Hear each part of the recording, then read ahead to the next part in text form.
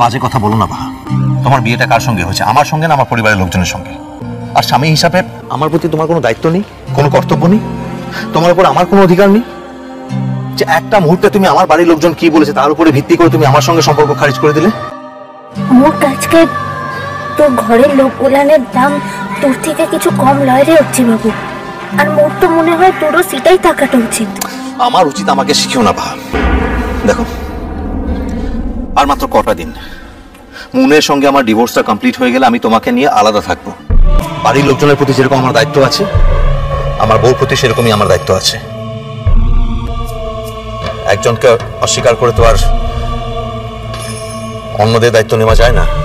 তার মানে তুই এটাই বলতে চাইছিস তো যে ছোট থেকে যারা তোকে বড়টা করলো তোর দাদিকার সকলকে অস্বীকার করবে, তাই তো? অস্বীকার আমি করতে চাইনি বাহা, আমি কাউকে অস্বীকার করছি না। কিন্তু কেউ যদি আমার বউকে স্বীকৃতি না দেয়, আমার বউ বলে তাকে বাড়ি থেকে বার করে দেয়, তাকে অসম্মান করে, তাহলে সেটা আমার কাছে কিন্তু খুব একটা সম্মানজনক নয় বাহা।